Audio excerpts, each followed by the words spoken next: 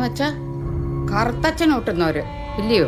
അല്ല, ഞങ്ങളാരും കറുത്തച്ഛനും വെളുത്തച്ഛനും ഒന്നും ഊട്ടാറില്ല.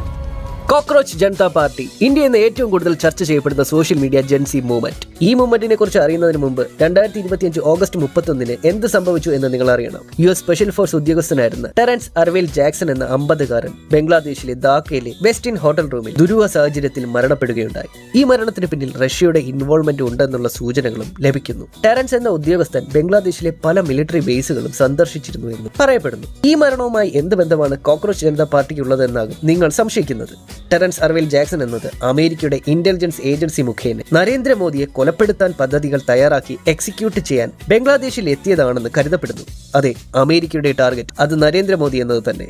ആദ്യം തന്നെ പറയട്ടെ, അമേരിക്ക എന്നത് ഒരു ഏജൻസി മാത്രമാണ്. അതായത് ഇവിടെയാണ് ഇലുമിനാറ്റികളുടെ കടന്നുവരവ്. ലോകമെമ്പാടും ഇസ്രായേലിനെയും അമേരിക്കയും മുൻനിർത്തി ഇലുമിനാറ്റികൾ ഭരിക്കുന്നു എന്ന് കരുതപ്പെടുന്നു. ലോകത്ത് ആകമാനമുള്ള ഒട്ടുമിക്ക രാജ്യങ്ങളും അമേരിക്കയുടെ കീഴിലാണ്. അല്ലെങ്കിൽ അമേരിക്ക പറയുന്നതിന് അപ്പുറം ഒരു രാജ്യം പോകുകയുമില്ല എന്നുള്ളതാണ്. അങ്ങനെ പോയാൽ ഇറാനിൽ യുദ്ധം അഴിച്ചു വിട്ടതുപോലെ ഏത് രാജ്യമാണോ അമേരിക്കയ്ക്ക് എതിരെ നിൽക്കുന്നത് ആ രാജ്യത്തെ അമേരിക്ക ആക്രമിക്കുകയോ ഉപരോധങ്ങൾ കൊണ്ടുവരികയോ അല്ലെങ്കിൽ മറ്റു രീതിയിൽ നശിപ്പിക്കുവാനോ ശ്രമിക്കും എന്നുള്ളതാണ്. ഇലുമിനാറ്റികളുടെ ഏജൻസികളായ ഇസ്രായേലും അമേരിക്കയും ഇലുമിനാറ്റികളുടെ താളത്തിനൊത്തു തുള്ളുന്ന പാവരാജ്യങ്ങൾ മാത്രമാണ് എന്ന് കരുതപ്പെടുന്നു. ഇന്ത്യ എന്ന രാജ്യത്തെ ഇലുമിനാറ്റികൾക്ക് പൂർണ്ണമായും അടക്കി ഭരിക്കാൻ ഇതിനോടകം സാധിച്ചിട്ടില്ല. അതിന് കാരണം നമ്മുടെ നാട്ടിലെ നേതാക്കന്മാരുടെ ദേശസ്നേഹം തന്നെയാണ്. അഴിമതി നിറഞ്ഞ രാഷ്ട്രീയ പാർട്ടികൾ മാറി മാറി അധികാരത്തിൽ വരുന്നു എന്നുള്ളത് സത്യം. പക്ഷേ ഇന്ദിരാഗാന്ധി മുതൽ നരേന്ദ്രമോദി വരെയുള്ള നേതാക്കന്മാർക്ക് അല്പമെങ്കിലും ദേശസ്നേഹം ഉണ്ട് എന്നുള്ളതാണ്. ഒരു രീതിയിൽ അല്ലെങ്കിൽ മറ്റൊരു രീതിയിൽ ഇന്ത്യ അടങ്ങുന്ന രാജ്യങ്ങളെല്ലാം തന്നെ ഇലുമിനാറ്റികളുടെ കൺട്രോളിലാണെങ്കിലും പൂർണ്ണമായും ഇന്ത്യയുടെ നിയന്ത്രണം ഇലുമിനാറ്റികൾക്ക് ഇന്നേ വരെ കിട്ടിയിട്ടുമില്ല. ചൈനയിൽ വെച്ച് 31 ഓഗസ്റ്റ് 2025 മുതൽ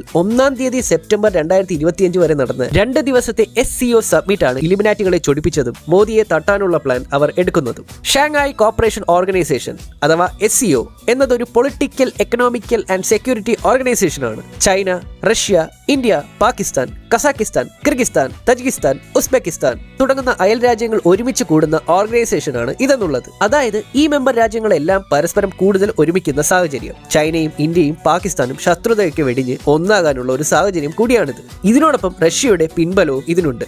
ഇങ്ങനെ ഇവർ ഒരുമിക്കുകയാണെങ്കിൽ അത് ഏറ്റവും കൂടുതൽ ബാധിക്കുന്നത് അമേരിക്ക എന്ന ഇലുമിനാറ്റി ഏജൻസിയെയാണ്. ഇത് ഇലുമിനാറ്റികളുടെ ന്യൂ വേൾഡ് ഓർഡർ പ്രാവർത്തികമാക്കാനുള്ളതിന് എതിരായി വരികയും ചെയ്യും. ഇന്ത്യ കൂടുതലും ചൈനയും പാകിസ്ഥാനുമായി അടുക്കുന്ന സാഹചര്യത്തിൽ മോദിയെ വകവരുത്തിക്കൊണ്ട് ഈ ഷാങ്ഹായ് കോപ്പറേഷൻ ഓർഗനൈസേഷൻ തകർക്കുക എന്ന ലക്ഷ്യമാണ് അമേരിക്കയ്ക്ക് ഉണ്ടായിരുന്നത്. അതിനുവേണ്ടിയാണ് ബംഗ്ലാദേശിലേക്ക് അവർ സ്പെഷ്യൽ ഫോഴ്സ് ഉദ്യോഗസ്ഥനായിരുന്ന ടെറൻസ് അർവേൽ ജാക്സനെ അയക്കുന്നതും. ഈ വിവരം ചോർത്തിയ ഇന്ത്യയുടെ മിത്രരാജ്യമായ റഷ്യ ഇടപെട്ട് മോദിയെ പ്രൊട്ടക്ട് ചെയ്തുകൊണ്ട് ടെറൻസിനെ കൊലപ്പെടുത്തിക്കൊണ്ട് ഇലുമിനാറ്റികളുടെ പ്ലാൻ തകർക്കുകയാണ് ഉണ്ടായത്. വളരെ വിജയകരമായി തന്നെ മോദി ഓഗസ്റ്റ് 31 മുതൽ സെപ്റ്റംബർ 1 വരെ ചൈനയിൽ വെച്ച് നടന്ന SCO സബ്മിറ്റിൽ പങ്കെടുക്കുകയും ചെയ്തു. പക്ഷേ ഇവിടെ കൊണ്ടൊന്നും ഇതിനൊരു അവസാനം ഉണ്ടായില്ല. ഇപ്പോഴും മോദിയെ തന്നെയാണ് അവർ ടാർഗറ്റ് ചെയ്യുന്നത് എന്നുള്ളതാണ്. ഇന്ത്യയുടെ ചുറ്റുമുള്ള രാജ്യങ്ങൾ എല്ലാം തന്നെ മുഴുവനായും ഇലുമിനാറ്റികളുടെ കയ്യിലാണ് ഇപ്പോഴുള്ളത്. ശ്രീലങ്കയിലെ സമരം, പാകിസ്ഥാനിലെ പൊളിറ്റിക്കൽ ഇൻസ്റ്റബിലിറ്റി, മ്യാൻമാറിലെ സിവിൽ വാർ, അഫ്ഗാനിസ്ഥാനിലെ താലിബാൻ ടേക്ക് ഓവർ, പിന്നെ നേപ്പാളിലെയും ബംഗ്ലാദേശിലെയും ജെൻസി പ്രക്ഷോഭങ്ങൾ, ഇവയൊക്കെ ഇലുമിനാറ്റികളുടെ അറിവോടുകൂടിയാണ്. പക്ഷേ ഇലുമിനാറ്റികൾക്ക് ഇന്ത്യയിൽ ഇത്തരത്തിലുള്ള ഒരു മൂവ്മെന്റ് കൊണ്ടുവരാൻ സാധിക്കാത്തതിന്റെ പ്രധാന കാരണം എന്നുള്ളത് നരേന്ദ്രമോദി തന്നെയാണ്. ഇവിടെയാണ് CJP അഥവാ കോക്രോച്ച് ജനതാ പാർട്ടിയുടെ കടന്നുവരവ് എന്നുള്ളത്. ജെൻസിയെ കൊണ്ട് വലിയൊരു റിവോൾട്ടിലേക്ക് വരെ എത്തിക്കാൻ ശേഷിയുള്ള ആ പഴയ പുതിയ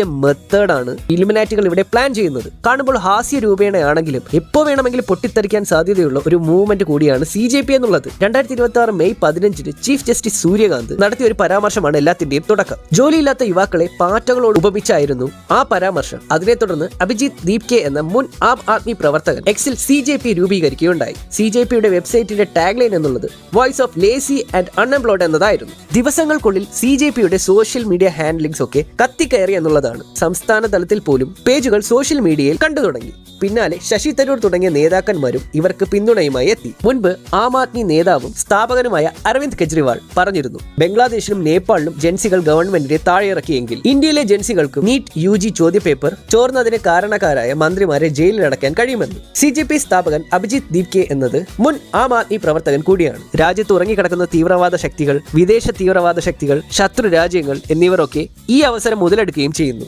CJP എന്നത് ഇന്ത്യയിലെ ജെൻസിയെ ഉപയോഗിച്ചുകൊണ്ട് BJP എന്ന ഭരണ പാർട്ടിയെ അട്ടിമറിച്ചുകൊണ്ട് മോദിയെ ടാർഗറ്റ് ചെയ്തുകൊണ്ടുള്ള ഇലുമിനാറ്റികളുടെ പുതിയ മൂവ്മെന്റ് എന്നാണ് കരുതപ്പെടുന്നത്. ഒരു ഓൺലൈൻ മൂവ്മെന്റ് മാത്രമായി CJP ഒതുങ്ങുമെന്നുള്ളതാണ് മോദിയുടെ വിലയിരുത്തൽ. അതിനപ്പുറം ഒന്നും ഇതിന് ആയുസ് ഉണ്ടാകില്ല എന്നും പറയപ്പെടുന്നു. പക്ഷേ ഒരു റിവോൾട്ട് മോഡിലേക്ക് ഈ മൂവ്മെന്റ് നീങ്ങിയാൽ, ജെൻസി തെരുവിൽ ഇറങ്ങിയാൽ ഇന്ത്യ ഒരുപക്ഷെ മറ്റൊരു നേപ്പാളോ ബംഗ്ലാദേശോ ആയേക്കാം. അതുവഴി അതുവഴി ഇന്ത്യ പൂർണ്ണമായും ഇലുമിനാറ്റികളുടെ കൈകളിലേക്ക് കുറച്ചു കാലത്തേക്കെങ്കിലും വീണേക്കാം. CJPയെ സപ്പോർട്ട് ചെയ്യുന്ന ജെൻസി പിള്ളേർക്ക് പോലും അറിയില്ല അവർ മാനിപ്പുലേറ്റ് ചെയ്യപ്പെടുകയാണെന്നുള്ള കാര്യം. അവരെ അവർ പോലും അറിയാതെ ഇലുമിനാറ്റികൾ കൺട്രോൾ ചെയ്യുന്ന കാര്യം. CJP എന്നത് അവർക്ക് എന്തോ നേടിക്കൊടുക്കുമെന്ന വിശ്വാസത്തിൽ അവർ മുന്നോട്ട് പോകുന്നു. പക്ഷെ ഇലുമിനാറ്റികളുടെ കൺട്രോളിൽ മാനിപ്പുലേറ്റ് ചെയ്യപ്പെടുന്ന കാര്യം അവർ പോലും അറിയുന്നില്ല. ലക്ഷ്യം വെച്ച് പഠിച്ച് ബുദ്ധി ഉപയോഗിച്ച് ശരിയായ ജോലി നേടി അല്ലെങ്കിൽ ശരിയായ ബിസിനസ്സുകൾ നടത്തി ജീവിതത്തിൽ മുന്നേറുക എന്നതായിരിക്കണം യുവതലമുറയുടെ ജീവിത രീതി എന്നുള്ളത്. ഇന്ത്യയെ ഇത്രയേറെ ഇലുമിനാറ്റികൾ ഭയപ്പെടുന്നുണ്ടെങ്കിൽ ഇന്ത്യയുടെ റേഞ്ച് ഒന്ന് ചിന്തിച്ചു നോക്കൂ. ഗുജറാത്തിലെ വഡ്നഗർ റെയിൽവേ സ്റ്റേഷനിൽ ചായ വിറ്റ് നടന്ന ആ പയ്യനെ അവർ ഭയപ്പെടുന്നു എന്നുള്ളതാണ്. അവനെ വകവരുത്താൻ അവർ പ്ലാൻ ചെയ്യുന്നുമുണ്ട്. ഇന്ത്യയിലെ ഭരണം അട്ടിമറിക്കപ്പെട്ടേക്കാം. കലാപങ്ങളോ അല്ലെങ്കിൽ നമ്മുടെ ചിന്തകൾക്കും അപ്പുറം പലതും ഇന്ത്യയിലും ലോകത്തും സംഭവിച്ചേക്കാം.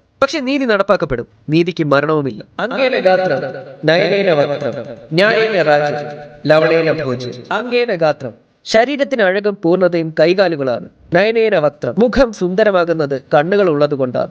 ന്യായേന രാജ്യം ഒരു രാജ്യം നിലനിൽക്കുന്നതും നന്നായിരിക്കുന്നതും നീതിയിലൂടെ മാത്രമാണ്. ലവണേന ഭോജ്യം ആഹാരം രുചിയുള്ളതാകണമെങ്കിൽ അത് പൂർണ്ണതയിലേക്ക് എത്തണമെങ്കിൽ ഉപ്പ് കൂടിയേ തീരും. ജയ് ഹിന്ദ്.